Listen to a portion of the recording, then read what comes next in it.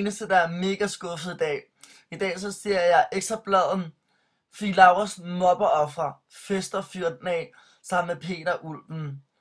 Øhm, Hun skriver det selv på sin egen blog. Og der tænker jeg lidt. Hun er en pige, som der blev mobbet. Hun er en pige, der har haft det rigtig dårligt. Jeg har haft rigtig meget medlidenhed med hende. Jeg havde rigtig, rigtig ondt af hende, og jeg havde sådan en forståelse, fordi der er rigtig mange mennesker, der har skrevet til mig, for eksempel, hvordan de blev mobbet, og unge børn og sådan noget. Så jeg har virkelig sådan sat mig ind i det. Og så tænker jeg, hvad er det for det billede at vise udad til? Jeg synes virkelig sådan, at hun burde bruge sin energi på noget andet. Jeg har været inde på hendes blog for eksempel, og så står der, se, det her har jeg fået, de her sko har jeg fået, og jeg ser bare totalt godt ud, og det er også fedt nok, du ved, ikke? Nu lever jeg heller ikke selv på at hjælpe andre mennesker, men jeg vil da gerne hjælpe de stakkels børn, hvis det bliver mobbet. Men jeg tror bare ikke, Fie, jeg tror ikke, du hjælper nogen.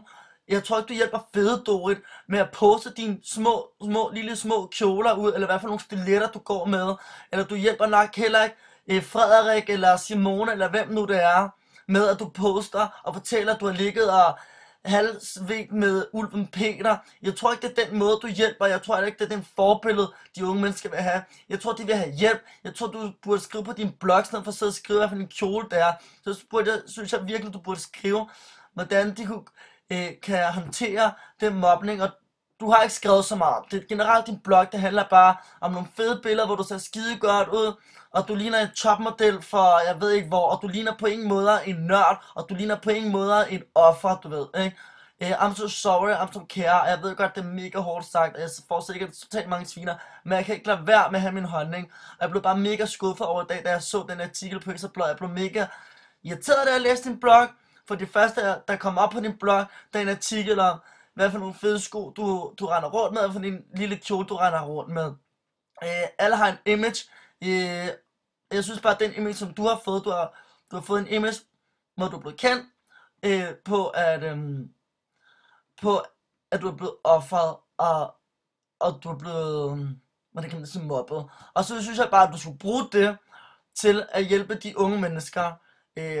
Vi alle sammen er blevet kendt eller laver noget forskelligt for at lave alle mulige forskellige ting, ikke? Og jeg lever ikke at hjælpe andre mennesker, men jeg vil gerne hjælpe, hvis jeg kan have mulighed for det. Og nu ved jeg, at der er rigtig mange unge mennesker, der skriver til mig, hvad jeg skal gøre for ikke at blive mobbet. Og det er ikke altid, jeg har svar, fordi jeg ikke selv er blevet mobbet i min barndom, heldigvis, du ved, ikke? Men jeg var bare mega irriteret på dig i dag, da jeg så den opslag i dag. Og det er også helt cool, at du har lyst til at drikke dig stiv og rundt og hore med alle mulige forskellige mennesker. Men jeg synes bare, at du skulle tage dig sammen og hjælpe nogle af de medmennesker eller børn, som du kunne måske hjælpe, for du har selv været inde i den situation. Så synes jeg, i stedet for at du poster alt muligt lort på din Facebook, så synes jeg bare, at du skulle poste noget mere fornuftigt, som du kunne hjælpe dem. Nu tænker mange mennesker sikkert, what, Gustav, nu er det ikke fordi jeg vil forsvare mig selv, du ved, ikke?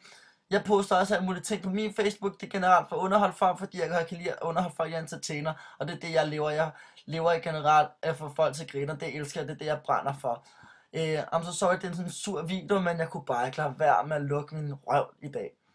Så fint, jeg er skuffet over dig, og nej, jeg er ikke fan af din fangruppe mere, fordi jeg blev mega irriteret over det, du skrev i dag. I'm so sorry. Ha' det godt.